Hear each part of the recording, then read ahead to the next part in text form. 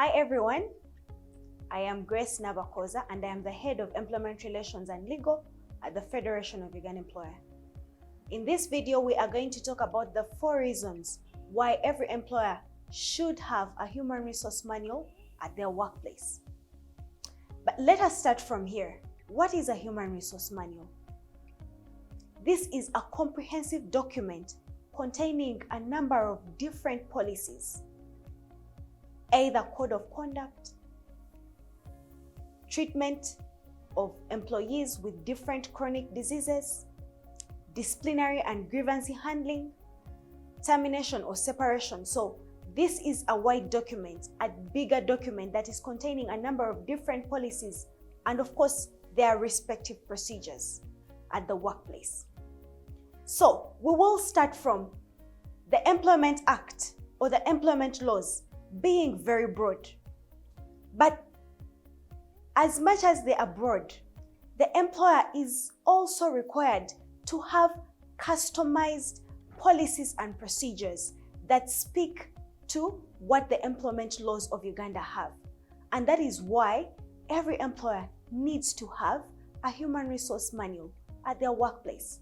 Well, some employers do not even call it a human resource manual. Some call it terms and conditions of service. Others call it employment manual.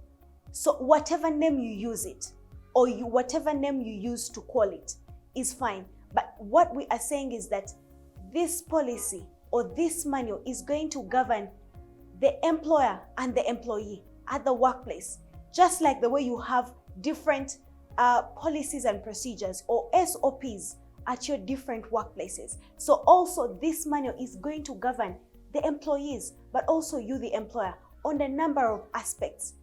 Those aspects are what we call the different policies and procedures that contain in that bigger document that we are now calling the Human Resource Manual. But well, why should you have one? It is very important to have one because you will be considered as complying with the employment laws of Uganda. This Human Resource Manual has its basis on the employment laws of Uganda. So in other words, you are getting what is generally provided for in the law and customizing it to your needs and circumstances. So in other words, you will be regarded as complying with those employment laws. But the most important, and just speaking back to what I said earlier on, this manual speaks to governing the employment relationship between you as an employer and your employees. Everyone is able to know where is my mandate, where are my limitations, so no one goes overboard. In other words, for example, I can draw from the disciplinary policies and procedures.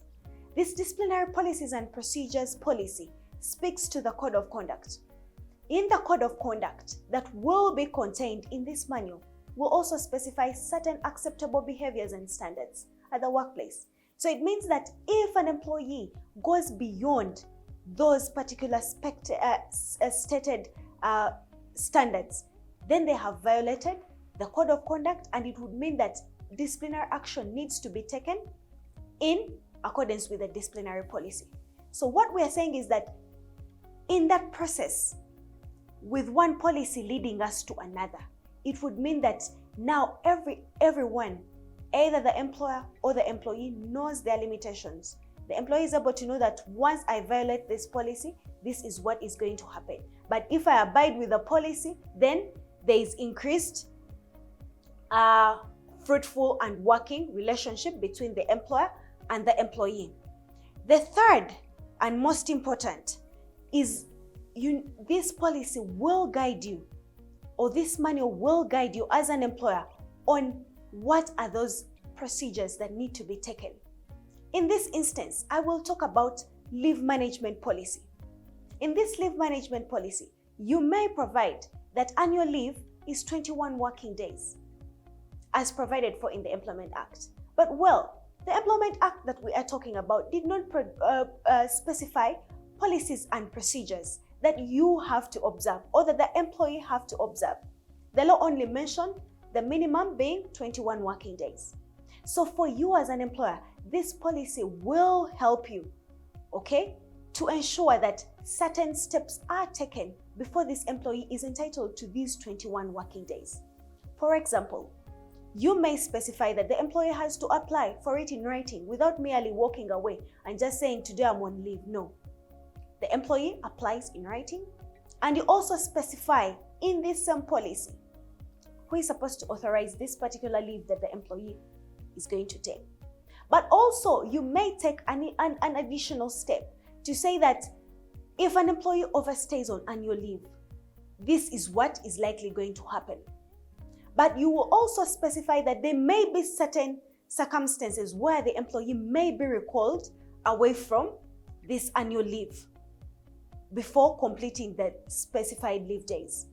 So in such situations like that, which the law did not even provide, you are able to put down circumstances, you foresee circumstances, and then you put in place procedures that will have to be respected by both the employer but also the employees to ensure that things are done in a proper and in an appropriate manner. So we're speaking about procedures. This policy is going to give you the specific procedures. What we have seen in most policies for employers is that they just give particular policies. We shall do this, we shall do the other. But it does not specify the do's. How will you be able to fulfill this policy? And that is what we are talking about, the procedures. Lastly, it speaks to good working relationships. Once we have this policy in place, it is going to govern and it will smoothen your working relationship with these employees, because everyone knows what they're supposed to do, the do's and the don'ts, and everyone is supposed to respect. Whoever does not respect, then disciplinary action is taken. But also speaks to the productivity of employees. For example, in the performance management policy, that is where you as an employer have to come out very boldly and take certain performance standards and also be able to manage poor performance at the workplace. But also in situations where you have tried your level best to assist this employee perform, the last resort would be termination. So we are actually saying that it is very important for you as an employer to ensure that you have this human resource manual in place. Very importantly, and before we end this video, you need to ensure that once you have this policy, it is periodically reviewed.